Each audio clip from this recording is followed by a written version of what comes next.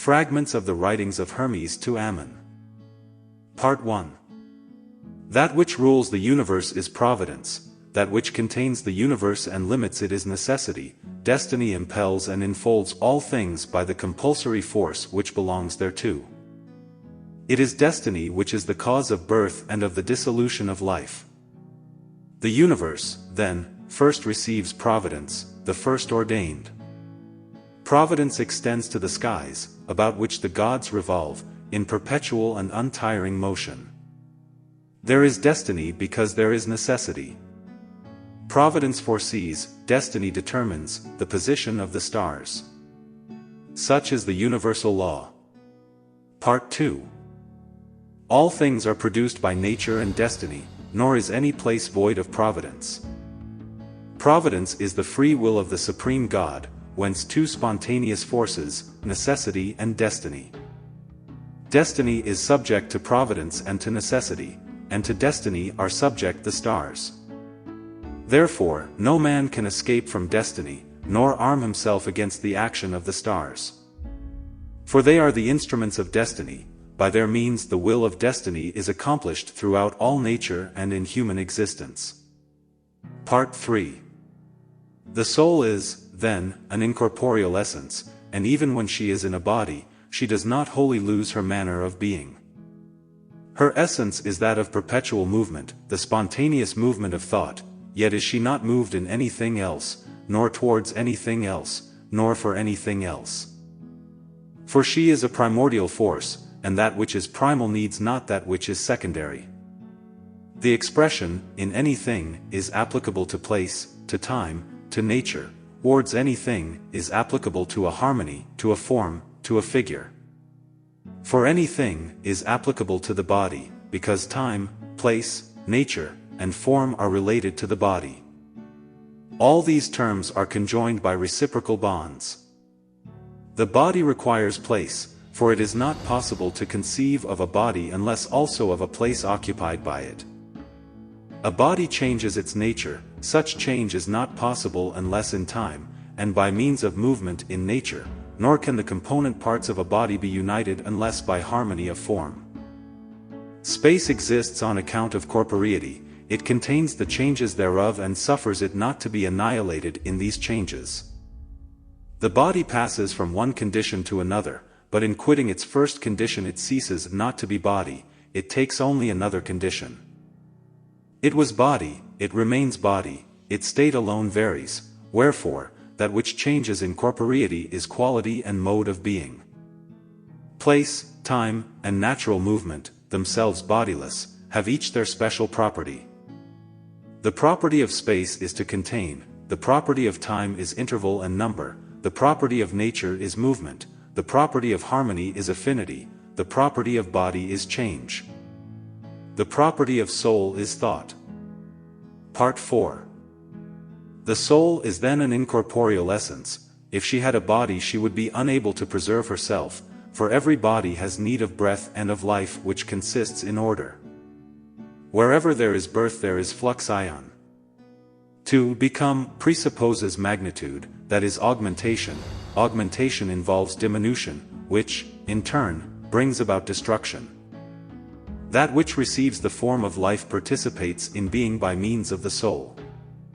In order to produce existence, it is necessary to exist. Existence I define to be a reasonable becoming and participation in intelligent life. Life constitutes the creature, intelligence renders it reasonable, the body makes it mortal. The soul is then incorporeal, and possesses an immutable force. Can an intelligent creature exist without a living essence? Can he be rational if an intelligent essence does not maintain in him rational life? If intelligence does not manifest itself in all creatures, it is on account of the constitution of the body in regard to harmony. If heat dominates in the constitution thereof, the creature is volatile and ardent, if cold dominates, it is heavy and slow. Nature distributes the elements of the body according to a law of harmony. This harmonic combination has three forms, the hot, the cold, and the temperate. Conjunction is established according to stellar influence. The soul appropriates the body destined to her, and causes it to live by the operation of nature. Nature assimilates the harmony of bodies to the disposition of the stars, and the combination of their elements to the harmony of the stars, so that there may be reciprocal sympathy. For the purpose of stellar harmony is to engender sympathies in agreement with destiny. Part 5.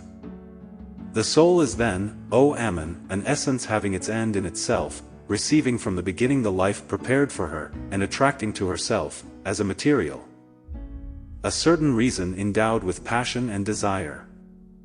Passion is a matter. If it enters into accord with the intelligent part of the soul, it becomes courage, and does not yield to fear. Desire also is a matter. In association with the rational part of the soul, it becomes aspiration and yields not to voluptuousness. For reason enlightens the blindness of desire. When the faculties of the soul are thus coordinated under the supremacy of reason, they produce justice. The government of the faculties of the soul belongs to the intellectual principle which subsists in itself in its provident reason, having for authority its own reason. It governs all like a magistrate, its provident reason serves it as counselor. The reason of this principle is the cognizance of the reasons which furnish the image of rationality to the irrational. An image relatively obscure when compared with reason, but rational when compared to the irrational, as an echo compared to a voice, or the light of the moon compared to that of the sun. Passion and desire are ordained according to a certain reason, they mutually attract each other, and establish between them a circulatory current of thought. Every soul is immortal, and always in movement. For we have seen that movements proceed either from energies or from bodies. We have seen, also, that the soul, being incorporeal, proceeds not from any matter, but from an essence incorporeal itself. Everything that is born is necessarily produced by some other thing. Two movements necessarily accompany everything, the generation of which involves decay. That of the soul which moves it, and that of the body which augments, diminishes, and decomposes it, in decomposing itself. It is thus that I define the movement of perishable bodies. But the soul is perpetually in motion, without cessation she moves and produces movement. Thus every soul is immortal and always in motion, moved by her own activity. There are three species in souls: divine, human, and irrational. The divine soul abides in a divine form, it is therein that she has her energy, therein she moves and acts. When this soul separates herself from mortal creatures, she forsakes her irrational parts and enters into the divine form. And, as she is always in motion, she is borne along in the universal movement. The human soul has also something divine, but she is bound to irrational elements, desire and passion. These elements are undying, because they are energies. But they are energies of mortal bodies, therefore they are removed from the divine part of the soul, which inhabits the divine form. When this divine part enters into a mortal body and meets therein these irrational elements, she becomes, by means of their presence, a human soul. The soul of animals is composed of passion and desire, therefore the animals are called brutes, because their soul is deprived of reason. The fourth species in soul, that possessed by inanimate creatures, is placed outside the bodies actuated. This soul moves in the divine form, and impels it passively. Part 6. The soul is, then, an eternal and intelligent essence, having for thought her own reason. She enters into association with the concept of harmony. Separated from the physical body, she endures in herself, she is independent in the ideal world. She controls her reason, and confers on the entity emerging into life a movement analogous to her own thought, that is being. For the property of the soul is to assimilate other things to her own character. There are two kinds of vital movement, the one conformable to the essence of the soul, the other to the nature of the body. The first is general, the second particular, the first is independent, the second is subject to necessity. For everything moved is subject to the necessary law of the mover. But the motor movement is united by affinity to the intelligent principle. It behoves the soul to be incorporeal, and to be essentially different from the physical body, for if she had a body she would have neither reason nor thought. All bodies are unintelligent, but in receiving the spirit they become animated and breathe.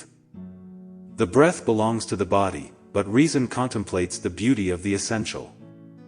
The sensible spirit discerns appearances. It is distributed into organic sensations. Mental perception is a part of it, as also is the acoustic, olfactive, gustative, and tactile sense. This spirit, attracted by thought, discerns sensations, otherwise it creates only phantoms, for it belongs to the body, and receives all things. The reason of the essential is the judgment. To the reason belongs the cognizance of lofty things, but to the sensible spirit, opinion. This last receives its energy from the external world, but the former from within itself.